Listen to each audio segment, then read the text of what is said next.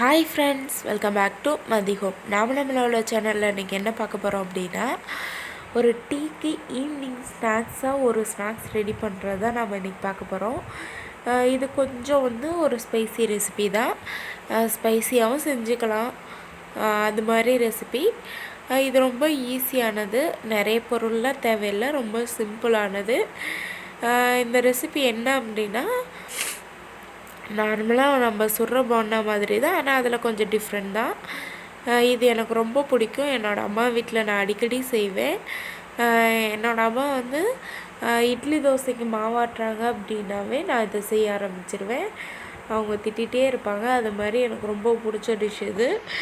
லைட்டாக ஒரு ஸ்பாஞ்ச் மாதிரி, ரொம்ப மொறுன்னு இல்லாமல் ரொம்ப டேஸ்ட்டாக இருக்கும்.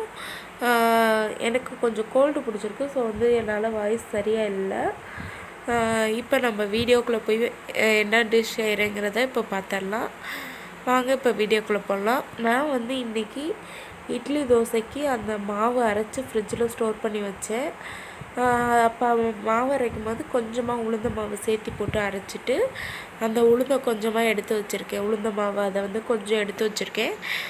கொஞ்சம் எடுத்து வச்சுட்டு, மேக்ஸிமம் எடுத்து வச்சதுலேருந்து ஒரு 2லேருந்து 3 மணி நேரத்துக்குள்ளே இந்த டிஷ் செஞ்சிடணும். அப்படி இல்லைன்னா உளுந்த மாவு புளிச்சு போயிடும்.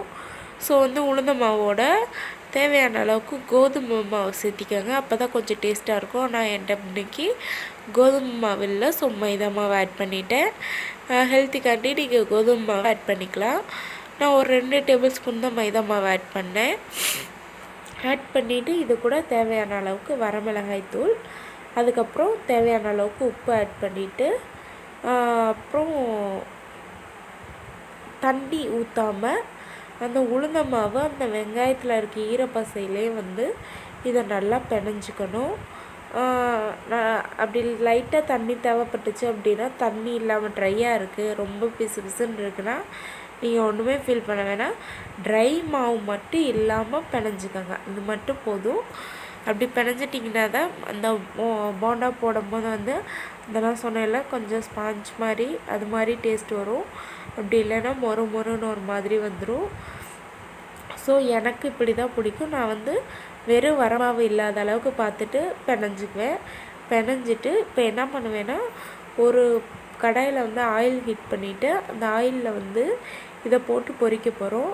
ஸோ போட்டு பொரிக்கிறது நான் எப்படி பொரிப்பேன் அப்படின்னா, ஒரு குண்டானில் பாத்திரத்தில் தண்ணி வச்சுட்டு அதில் கையை நனைச்சிட்டு மாவை எடுத்து போட்டோம் அப்படின்னா, கையில் இருக்க ஈரத்துக்கு லைட்டாக அந்த கொஞ்சம் ஈரப்பசை ஆயிரும். ஸோ அது அவ்வளோக்கா ரொம்ப ட்ரையாக இருக்காது. அந்த மாதிரி போட்டுட்டோம் அப்படின்னா தண்ணி நம்ம ஊற்றி பிணைய தேவையில்லை. அதே நேரம் ஸ்பான்ச்சியாகவும் ரொம்ப டேஸ்ட்டாகவும் இருக்குது. எனக்கு இப்படி போட்டால் தான் பிடிக்கும். ஸோ நான் இப்படி தான் போட்டிருக்கேன். அப்பப்போ கையில் தண்ணி தொட்டுட்டு மாவு ஒட்டாத அளவுக்கு அப்படியே இப்படி சின்ன சின்ன பால்ஸ் மாதிரி கொஞ்சமாக எடுத்து போட்டோம்னா வெந்துடும். நல்லா வெந்ததுக்கப்புறம் நம்ம இறக்கி சர்வ் பண்ணலாம். இந்த டிஷ் ஈவினிங்கில் ஒரு ஸ்நாக்ஸாவோ அப்படி இல்லை அப்படின்னா லஞ்ச் பாக்ஸுக்கு ஒரு ஸ்நாக்ஸ் மாதிரியோ கட்டி கொடுத்தா ரொம்ப நல்லாயிருக்கும். ஆனால் கொஞ்சம் இதில் ஒன்று என்னென்னா, கொஞ்சம் சுட இருக்கும்போது சாப்பிட்டா டேஸ்ட்டாக இருக்கும். ஆறிடுச்சுன்னா இன்னும் கொஞ்சம் ஸ்பாஞ்ச் ஆயிரும். ஸோ கொஞ்சம் வயசானவங்களும் சாப்பிட்றதுக்கு கொஞ்சம் சிரமப்படுற மாதிரி இருக்கும். ரொம்பலாம் அப்படி கிடையாது, கொஞ்சம் அவங்களுக்கு அப்படி ஃபீல் ஆகும், அதனால் சொல்கிறேன். ஸோ கொஞ்சம் முடிஞ்ச அளவுக்கு சுட சாப்பிட பாருங்கள். அதே மாதிரி இந்த பால்ஸ் சின்னதாக போடுங்க. அப்படி இல்லைன்னா இது மைதா மாவு கோதுமை மாவு இருக்கிறதுனால உள்ளுக்கு சரியாக வேகாமல் வெளியே நல்லா வெந்துடும்.